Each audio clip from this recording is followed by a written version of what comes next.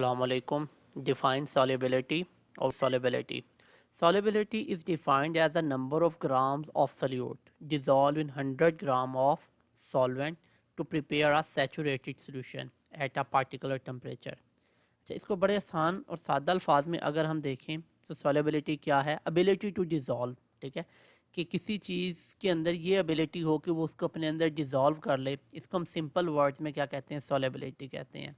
Amount of solute that can be dissolve in a given amount of solvent, जिससे हमें क्या मिलेगा? एक सोल्यूशन मिलेगा कि आप एक ख़ास मकदार सोल्यूट की ऐड करें सॉल्वेंट के अंदर और वो उसको डिज़ोल्व कर ले, जिसके बाद आपके पास क्या बन जाए? सोल्यूशन बन जाए।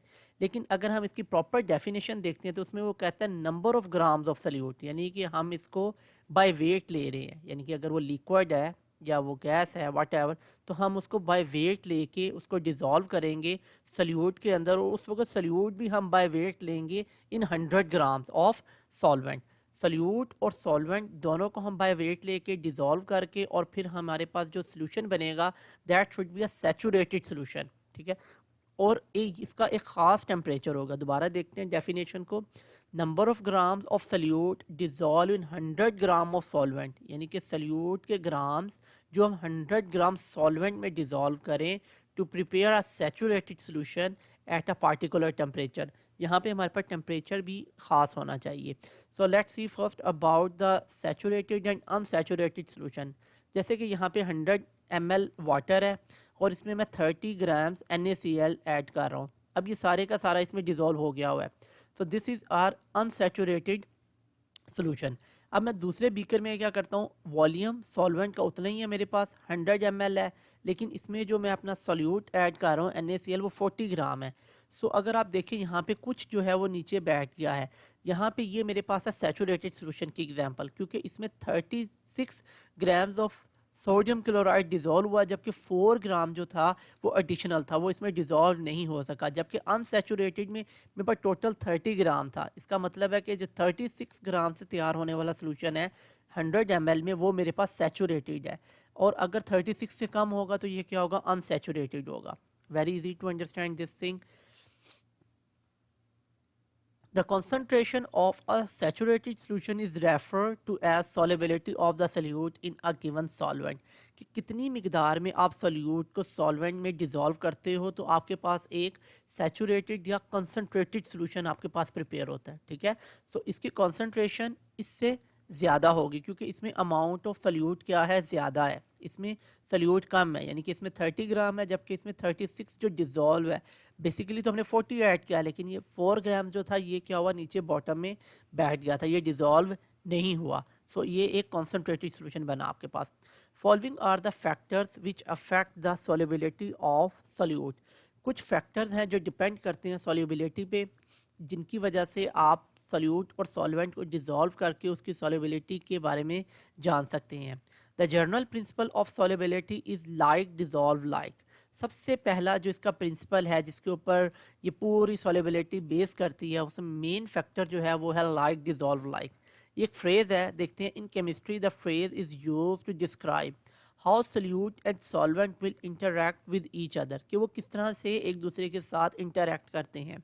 यहाँ पे हम बात करेंगे अगर दोनों आपके सोल्यूट और सॉल्वेंट नॉन पोलर हों, तो वो जो दोनों क्या होंगे? एक जैसे होंगे। नॉन पोलर, नॉन पोलर में क्या हो जाएंगे? डिसॉल्व हो जाएंगे। जैसे कि आप यहाँ पे देख सकते हैं आयोडीन और कार्बन टेट्राक्लोराइड CCl4 और I2, ये दोनों क्या है? नॉन पोलर हैं। सो ये दोनों एक दूसरे में क्या हो जाएंगे? सोलेबल होंगे, डिसॉल्व हो जाएंगे। अगर आप दूसरी बात करते हैं नॉन पोलर के बाद पोलर में, जैसे वाटर एथानल है, ये भी एक जैसे हैं। लाइक डिसॉल्व लाइक, एक जैसी चीज़ें एक जैसी चीज़ों में डिसॉल्व हो जाएंगी, और इस तरह से ये एक दूसरे में क्या होंगी? सोलेबल होंगी। Factor which affect the solubility of solute. Number 1, the ionic and polar substances are soluble in polar solvent, like dissolve like का फिनोमिना इस पे भी लगेगा। ionic solids and polar covalent compounds are soluble in water। अब ionic solid जितने भी हैं आपके, वो आपके, और ये पोलर कोवलेंट कंपाउंड जितने भी हैं वो वाटर में डिसॉल्व हो जाएंगे। क्यों? क्योंकि वो तो आयनिक है यानी कि उनके ऊपर पोल्स हैं, चार्जेस हैं। इसी तरह वाटर भी आपका क्या है, एक पोलर कोवलेंट, और आप कह सकते हैं कि पोलर आपके पास सब्सटेंस है जिसमें H2O हाइड्रोजन पे पॉजिटिव और ऑक्सीजन पे नेगेटिव चार्ज आएगा, KCl पोटाशियम पे पॉजिटिव, क्लोरीन पे negative, sodium carbonate Na positive and CO3 negative, copper sulphate Cu positive and SO4 negative, sugar and alcohol are also soluble in water. अब ये सारे क्या हैं, पोलर हैं। लाइक डिजोल्व लाइक का phenomena सामने रखते हुए ये डिजोल्व हो जाएंगे वाटर में। अगर आप यहाँ पे देखें तो ये वाटर का हाइड्रोजन पॉजिटिव होने की वजह से KCl में मौजूद क्लोरीन के ऊपर नेगेटिव चार्ज के साथ बॉन्ड बनाएगा, ठीक है, तो ये इसको अपने अंदर डिजोल्व कर लेगा। इसी तरह अगर आप वाटर की ऑक्सीजन नेगेटिव चार्ज और पोटेशियम क्लोराइड में मौजूद पोटेशियम के ऊपर पॉजिटिव चार्ज ऑक्सीजन के नेगेटिव चार्ज के साथ मिलके इसको अपने अंदर डिजोल्व कर लेगा। तो यहाँ पे देखें आप किस तरह से ये यहाँ पे पहले मिक्सअप होने के बाद सोल्यूशन की फॉर्म में इस तरह से वाटर क्लोरीन को इस तरह से हाइड्रोजन की मदद से घेरे हुए होगा, और यहाँ पे पोटेशियम को ऑक्सीजन जो वाटर में मौजूद है उसने उसके अपने अंदर डिजोल्व कर लिया और घेर लिया हुआ है, ठीक है। तो इस तरह से ये लाइक डिजोल्व लाइक के मुताबिक ये इस तरह से सॉलेबल हो जाएंगे KCl। अगर हम अल्कोहल की एग्जांपल देखते हैं तो इसमें आपको वाटर का मॉलिक्यूल HOH नज़र आ रहा है, जबकि अल्कोहल का OH। तो ये हाइड्रोजन के ऊपर पॉजिटिव चार्ज, वाटर के O के ऊपर नेगेटिव चार्ज, ये इसके साथ बॉन्ड बनाएगा, ठीक है, इंटरेक्शन करेगा, तो ये इस तरह से डिजोल्व हो जाएगा। जबकि वाटर का हाइड्रोजन अल्कोहल के ऑक्सीजन के साथ बॉन्ड बनाएगा, तो ये इस तरह से एथेनॉल की एग्जांपल में ये इसको अपने अंदर इस तरह से डिजोल्व करेगा। Non polar substances are not soluble in polar solvent. अगर आप नॉन पोलर सब्सटेंसेस की बात करते हैं तो वो पोलर में डिजोल्व नहीं हो सकते, यानी कि अब आप कह सकते हैं कि लाइक डिजोल्व लाइक में एक तो आपकी पोलर है और दूसरी आपकी क्या है, नॉन पोलर है। Non polar covalent compounds are not soluble in water, क्योंकि वाटर आपका पोलर है, such as ether, benzene and petrol are insoluble in water. अगर आप यहाँ पे एग्जांपल देखें कि ऑयल जो आपके पास जस्ट लाइक बेंजीन और इस तरह से ईथर की तरह का काम करता है, तो ऑयल आपका एक नॉन पोलर है जबकि वाटर पोलर है। अब कोई पोल ना होने की वजह से ऑयल पे वाटर के मॉलिक्यूल इसके साथ किसी किस्म का इंटरेक्शन नहीं कर सकते, so that's the reason it can't dissolve in water. तो आपने अक्सर देखा होगा कि जो ऑयल की लेयर है वो पानी के ऊपर या नीचे बॉटम में किसी जगह पे भी आ सकती है ड्यू टू डेंसिटी और विस्कोसिटी, लेकिन ये इसके अंदर डिज़ोल्व नहीं होगा। अगर आप बेशक इसको स्टिरर के साथ हिला के भी छोड़ दें तो कुछ देर बाद देखेंगे कि वो लेयर जो है वो ऑयल की दोबारा इकट्ठी हो जाएगी और वो वाटर में डिज़ोल्व नहीं होगी। Number third, non-polar covalent substances are soluble in non-polar solvents, mostly organic solvent। अब नॉन पोलर जो है वो नॉन पोलर में डिजोल्व हो जाएंगे, यानी कि वो उसके अपने अंदर उनको मिक्स कर लेंगे, क्यों कि दोनों एक जैसे हैं। जैसे कि non polar weak interaction forces और ये भी आपके पास एक नॉन पोलर सॉल्वेंट था, अब ये दोनों आपस में क्या हो गए, मिक्सअप हो गए और इस तरह से इन्होंने एक दूसरे को अपने अंदर डिजोल्व कर लिया। सो ये non polar solute in non polar solvent like grease, paint, naphthalene are soluble in ether और कार्बन टेट्राक्लोराइड एक्सेट्रा, क्योंकि ये सारे क्या है, नॉन पोलर है। सोल्यूट सॉल्वेंट इंटरेक्शन, ये बड़ी अहम चीज़ है कि सोल्यूट और सॉल्वेंट का इंटरेक्शन आपस में कैसा होता है। ये तीन किस्म का होता है, ठीक है, इनको ज़रा गौर से देखिएगा। सबसे पहले solute attraction must be broken to free up ions to interact with solvent, कि पहले तो सोल्यूट में मौजूद जो एटम्स, आयंस या मॉलिक्यूल हैं वो आपस में उनको टूटना चाहिए। ये फ्री होंगे तो ये जाके सॉल्वेंट के साथ इंटरेक्शन कर सकेंगे। अगर ये सोल्यूट ही आपस में नहीं टूटेगा, इसका इंटरेक्शन ही ख़त्म नहीं होगा, so how it is possible to it going to join and make a bond और create an attraction with solvent. Number 2 पे आपके पास आ जाता है solvent attraction must be broken to create room for solutes to enter and interact with solvent. अच्छा, दूसरी चीज़ आ जाती है सॉल्वेंट की। अब सॉल्वेंट को भी जगह देनी पड़ेगी, ठीक है, ये अपना बॉन्ड तोड़ेगा तभी वो जाके जो सोल्यूट के फ्री होने वाले आयंस या उसके एटम्स होंगे उनके साथ इंटरेक्शन कर सकेगा। ये नंबर 2 है, ठीक है। सॉल्वेंट अट्रैक्शन जब तक टूटेगा नहीं तब तक ये जगह ही नहीं देगा कि सोल्यूट को आके अपने साथ बॉन्ड बनाने की या अट्रैक्शन करने के लिए। सो this is the second thing in solute solvent interaction. Now third is strong solute solvent attraction must develop.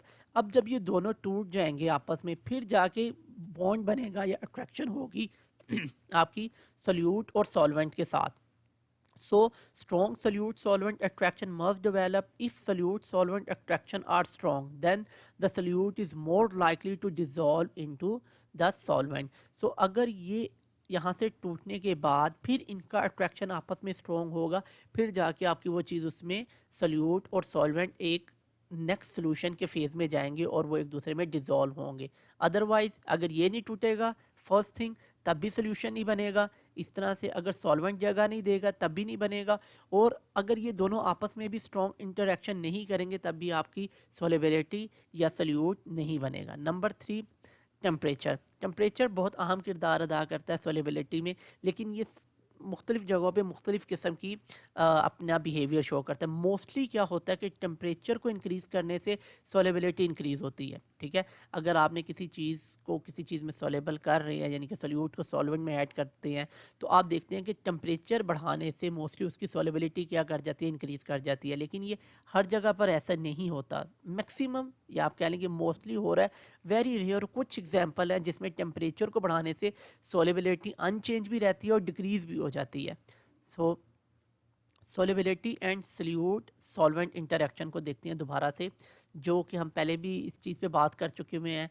Solvent solvent interaction, solute solute interaction, and the last one is here solute solvent interaction. The solute solvent interaction can be explained in terms of creation of attractive forces between the particle of the solute and those of the solvent. कि किस तरह से solute अपने आप को जगह देगा और वहाँ पे जगह बनेगी सॉल्वेंट के लिए, और फिर वो जाके एक दूसरे के साथ इंटरेक्शन करेंगे और फिर आप सोल्यूशन के फेज में जाएंगे. To dissolve one substance solute in other substance solvent following 3 events must occur.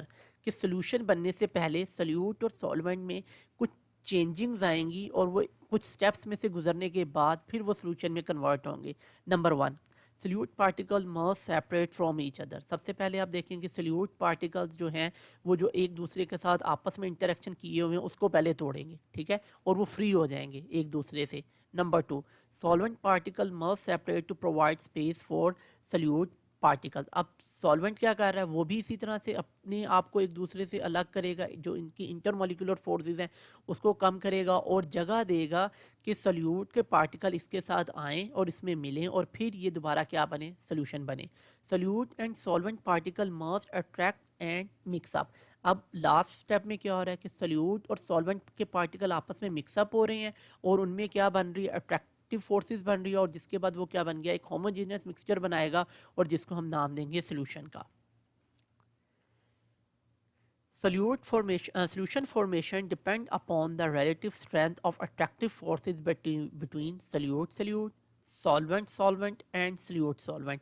Basically यहाँ पे जो मेन चीज़ आ रही है वो है कि कितनी ज़्यादा स्ट्रेंथ पाई जाती है सोल्यूट में, सॉल्वेंट में, और सॉल्वेंट और सोल्यूट में अट्रैक्टिव फोर्सेस में. यानी कि ये किस फोर्स के साथ एक दूसरे के साथ अटैच होते हैं, कि इनके अंदर वो फोर्सेस कितनी पाई जा रही हैं. यानी कि हमने तो सिंपल सॉल्ट को ऐड कर दिया वाटर में और डिज़ोल्व हो गया. हमारी नज़र में तो था कि वो उसके अंदर सिर्फ हल हो गया, लेकिन बीच में हो क्या रहा है कि जो सॉल्ट है NaCl, अगर आपको यहाँ पे उसकी क्रिस्टल नज़र आ रही हो तो उसमें पॉजिटिव और नेगेटिव चार्जेस हैं.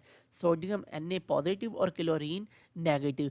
अब जो सोडियम पहले ये आपस में टूटेगा, क्लोरीन से ये अलग होगा. जैसे ये अलग होगा तो वाटर में मौजूद ऑक्सीजन जिसके ऊपर नेगेटिव चार्ज है, ये क्या करेगा, सोडियम को अपने इर्द गिर्द से इस तरह से घेर लेगा चारों तरफ से. जबकि अगर आप क्लोरीन की बात करते हैं जिसके ऊपर नेगेटिव चार्ज है, इसको क्या चीज़ घेरेगी, सराउंड करेगी, वाटर में मौजूद हाइड्रोजन. ठीक है, उसने इसको तमाम अतराफ से घेर लिया. अब ये डिज़ोल्व हुआ वाटर में और इस तरह से इनका एक क्या बन गया, सोल्यूशन बन गया. Generally, solutes are solid. Ionic solids are arranged in such a regular pattern that the interionic forces are at a maximum. If the new force between solute and solvent particles overcomes the solute attractive forces, हो क्या रहा है कि जो solute के अंदर attractive forces पाई जा रही हैं, आपका सॉल्वेंट क्या करेगा, उनके ऊपर ओवरकम करेगा और उनको तोड़ते हुए वो जो आपस में जुड़े हुए थे वो क्या करेगा, उनको अपने अंदर डिसॉल्व करेगा, उनको अपने साथ जोड़ लेगा. So their particles should be more stronger as compare to the solute particles. अब इनके पार्टिकल जो होंगे सॉल्वेंट के, वो जाके सोल्यूट के पार्टिकल्स को अपने साथ जोड़ लेगा और एक नई फोर्स बनेगी जिसकी वजह से वो उसके अंदर क्या हो जाएंगे, डिजोल्व हो जाएंगे। Then solute dissolve to make a solution. If forces between solute particles are stronger enough, then solute solvent forces, solute remain insoluble and solution is not formed. और अगर क्या हो कि ये फोर्सेस इस काबिल ना हो कि वो उसको ओवरकम कर सकें या उसको तोड़ सकें या उसके साथ जाके बॉन्ड बना सकें, जिसकी वजह से क्या होगा कि आखिर में एंड रिजल्ट कि वो पार्टिकल जो सॉल्वेंट के होंगे वो उसको अपने साथ नहीं जोड़ सकेंगे और इसकी वजह से सोल्यूशन फॉर्म नहीं होगा। ठीक है, जिसकी वजह से अब क्या होगा कि वो इनकी फोर्सेस इतनी स्ट्रॉन्ग होंगी कि यहीं से नहीं टूटेंगी, और अगर टूट भी जाते हैं तो ये वीक होने की वजह से वाटर उनको अपने साथ अटैच नहीं कर सकता। तो एंड रिजल्ट में क्या होगा कि ऐसी सूरत में आपका जो सोल्यूट होगा वो सॉल्वेंट में इनसॉल्युबल रहेगा और सोल्यूशन की फॉर्मेशन नहीं होगी। Figure shows resolution process of the interaction of solvent molecules with the solute ions। कि यहाँ पे देखें ये solvent के molecules हैं water के, और ये solute के ions के साथ interaction करने की कोशिश कर रहे हैं। The solvent molecule first pull apart the solute ions and then surrounds them।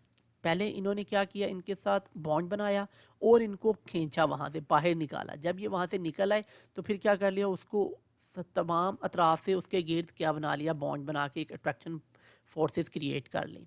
In this way solute dissolve and solution form. For example, when NaCl is added in water, it dissolves readily because the attractive interaction between the ions of NaCl and polar molecules of water are strong enough to overcome the attractive forces between sodium Na plus। कि देखें जैसे ही water के बीच में गया तो water में मौजूद जो अट्रैक्टिव फोर्सेस थी वो सोडियम के ऊपर आ गई, क्योंकि दोनों पोलर हैं। तो उन्होंने क्या किया कि वाटर में मौजूद ऑक्सीजन ने सोडियम Na पॉजिटिव को अट्रैक्ट कर लिया और उसके गिर्द क्या आगे पूरे का पूरा ऑक्सीजन ने सोडियम को घेर लिया। इसी तरह दूसरी तरफ अगर आप क्लोरीन आयन को देखते हैं, नेगेटिव चार्ज है इसके ऊपर, तो इसको किसने, हाइड्रोजन ने क्या किया, घेर लिया। So ion in a solid NaCl crystal, तो जितने भी इसमें क्रिस्टल में थे उनके गिर्द वाटर ने आके घेरा कर लिया उसको, और उससे क्या बना, आपका एक सोल्यूशन फॉर्म हो गया NaCl का वाटर में। और you can say that the sodium salt is dissolve in water. Solubility and solute solvent interaction. In this process, the positive end of the water dipole is oriented towards the chloride ion and the negative end of the water dipole is oriented towards the sodium ion Na positive। बिल्कुल उसी तरह से chlorine के गिर्द क्या आ जाएगा, water में मौजूद हाइड्रोजन वो पॉजिटिव चार्ज होने की वजह से क्लोरीन को घेरेगा, और सोडियम के ऊपर पॉजिटिव चार्ज है जिसको ऑक्सीजन नेगेटिव चार्ज क्या करेगा, घेर लेगा।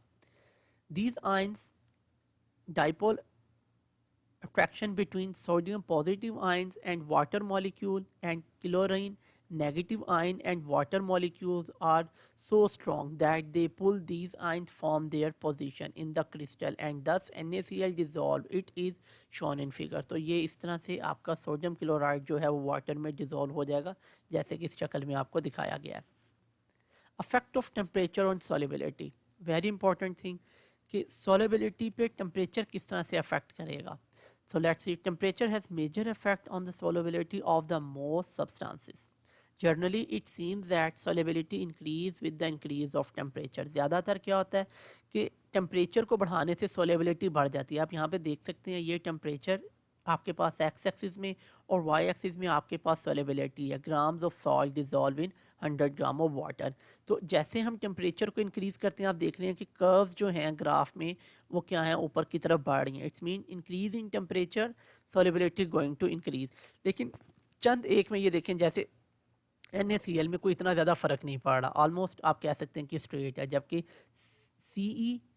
Ce2SO4 थ्राइस में ये इसकी कर्व जो है वो नीचे की तरफ जा रही है। It's mean to increase in temperature solubility decrease, ये सारी चीज़ें हैं, but it is not always true. जैसा कि सीजियम सल्फेट में ये सच नहीं है। When a solution is formed by adding a salt in solvent there are different possibilities with reference to effect of temperature on the solubilities as shown in figure। These possibilities are discussed here। मुख्तलिफ़ किस्म की चीज़ें हो सकती हैं, यानी कि possibilities different हैं कि उनके ऊपर टेम्परेचर किस तरह से अफेक्ट करता है. सो let's see them one by one. Affect of temperature on solubility. Number one, heat is absorb, जिसको हम बेसिकली एंडोथर्मिक रिएक्शंस या एंडोथर्मिक सिस्टम से भी रिप्रेजेंट करते हैं, जिसमें क्या होता है हीट इज़ एब्जॉर्ब होगी. अब इसमें क्या होगा, सिस्टम में हीट आएगी. ठीक है. When salt like KNO3, potassium nitrate and sodium NaNO3 and KCl, potassium chlorides, are added in water, the test tube become cold. अगर आप इन सॉल्यूट्स को या इन सॉल्ट्स को वाटर में डालते हैं टेस्ट ट्यूब में, जब आप टेस्ट ट्यूब को हाथ लगाते हैं तो वो आपको क्या लगती है, ठंडी लगती है. ठीक है. It means during dissolution of these salts heat is absorb. अब क्या हुआ कि ऐसे रिएक्शन में हीट एब्जॉर्ब हुई. Such dissolving process is called endothermic. Endo mean enter, के हीट इसमें अब एंटर हुई. अब एंटर किस लिए हो रही है कि जो आपका ये सॉल्ट है और जो आपका सॉल्वेंट है उनके दरमियान अट्रैक्टिव फोर्सेस स्ट्रॉन्ग है, उनको तोड़ने के लिए उस सिस्टम को हीट चाहिए. अब वो हीट एनर्जी की शक्ल में लेंगे और वो बॉन्ड टूटेंगे, उनके अट्रैक्टिव फोर्सेस टूटेंगी, जिसकी वजह से क्या होगा, system before reaction and system after reaction बढ़ जाएगा. यानी कि अब हीट उसमें एंटर हो रही है, जिसकी वजह से हीट एंटर होने की वजह से वो क्या होगी, टेस्ट ट्यूब ठंडी हो जाएगी. सॉल्वेंट प्लस सल्यूट और साथ क्या होगी, इसमें हीट होगी, फिर आपका सोल्यूशन बनेगा. Solubility usually increase with the increase in temperature for such solutes. अब ऐसे सोल्यूट्स के लिए आपको क्या करना पड़ता है, टेम्परेचर बढ़ाने से उनकी सोलिबिलिटी बढ़ेगी, क्योंकि उनको तो हीट चाहिए. तो जैसे जैसे हीट मिलती जाएगी वैसे वैसे उनका जो सोलिबिलिटी वो बढ़ती जाएगी. It mean that heat is required to break the attractive forces between the ions of solute. Basically ये हीट किस काम आ रही है कि ये जो आपका बॉन्डिंग है इनको तोड़ने के लिए, ये इनके दरमियान जो अट्रैक्टिव फोर्सेस हैं ये टूटेंगी, तब जाके ये नया बॉन्ड बनेगा या नई फोर्सेस बनेंगी, किसके दरमियान, वाटर के दरमियान. सो हीट इज़ रिक्वायर्ड और heat is absorbed in this type of reaction which is name as endothermic. This requirement is fulfilled by the surroundings molecule. ये किस तरह से होती है, जो सराउंडिंग्स में मॉलिक्यूल है वहाँ से ये ले लेते हैं. As a result their temperature falls down and the test tube become cold. तो इन रिएक्शन में क्या होगा कि टेस्ट ट्यूब आपकी मोस्टली या बीकर आपका या फ्लास्क आपकी क्या हो जाएगी, ठंडी हो जाएगी. सेकंड देखते हैं जी, हीट इज़ गिवन आउट. अब ये कौन सा है, जिसमें हीट रिएक्शन से या सिस्टम से बाहर जाएगी, जिसको बेसिकली हम एक्सोथर्मिक कहते हैं. एक्सो मीन एग्जिट, बाहर निकलना. अब ऐसे रिएक्शन में क्या होगा कि हीट जो है वो सिस्टम से निकलेगी. On the other hand when salt like lithium sulphate Li2SO4 and CeSO4 are dissolved in water, जब हम इनको डिजॉल्व करते हैं the test to become warm. अब वो गर्म हो जाएगी, क्योंकि रिएक्शन के दौरान क्या हो रहा है, हीट नहीं कर रही है. दिस डेसोल्यूशन, अब सॉल्वेंट प्लस सोल्यूट, सोल्यूशन बना और साथ क्या हुई, हीट निकली, यानी कि सिस्टम से हीट निकली. In such cases solubility of salt decrease with the increase of temperature. अब इसमें क्या होगा कि अगर आप ऐसे सिस्टम में या ऐसे सोल्यूशन का टेम्परेचर बढ़ाते हैं और डिज़ोल्व करते हैं तो उसकी सॉलिबिलिटी टेम्परेचर बढ़ाने से कम हो जाएगी, क्योंकि वो ऑलरेडी हीट बाहर निकाल रहा है, जबकि आप क्या कर रहे हैं, उसको हीट दे रहे हैं. अब उनके जो इंटरएक्टिव फोर्सेस हैं वो बनने की बजाय क्या होगी, टूटनी शुरू हो जाएंगी. उसको पहले से ही अट्रैक्टिव फोर्सेस के ऊपर ओवरकम करने के लिए वहाँ से हीट निकालनी पड़ रही है. लेकिन आप क्या करें, अगर उसको हीट देंगे तो वो फोर्सेस टूटेंगी तो नहीं, वो दोबारा से जनरेट हो जाएंगी, जिसकी वजह से उसकी सॉलिबिलिटी डिक्रीज होगी. In such cases attractive forces among the solute particles are weaker and solute solvent interaction are stronger. As a result there release of energy. यही वजह है कि वीक होने की वजह से वहाँ से वो एनर्जी को निकालते हैं, ताकि उनका फोर्सेस जो हैं वो बने अच्छे तरीके से, स्ट्रॉन्ग अट्रैक्टिव फोर्सेस बने सॉल्वेंट के साथ, जब जिसकी वजह से आपका जो टेस्ट ट्यूब है या बीकर है उसका टेम्परेचर क्या हो जाता है, वार्म हो जाता है, और आपको हाथ लगाने से वो गर्म महसूस होते हैं. Now number 3, no change in temperature या नो चेंज इन हीट. अब ऐसे सॉल्वेंट और सोल्यूट्स में क्या होता है कि टेम्परेचर का कोई चेंज नहीं होता. In some cases during a dissolution process neither the heat is absorb nor release. ना तो उसमें हीट एंटर हो रही होती है, ना ही उसमें से रिलीज हो रही होती है. एग्जाम्पल इसके पास हमारी है, when salt like NaCl is added in water. Sodium chloride को जब हम वाटर में डिजोल्व करते हैं तो क्या होता है, the solution temperature remain almost the same. उसके ऊपर किसी किस्म का कोई चेंज नहीं आता. In such cases temperature has a minimum effect of on solubility. यही वजह है कि जब इन सोल्यूशन में या इन ऐसे सॉल्ट्स और सॉल्वेंट और सोल्यूट में जब हम टेम्परेचर चेंज करते हैं तो सोलेबिलिटी के ऊपर उसका इतना ज़्यादा अफेक्ट नहीं होता टेम्परेचर का।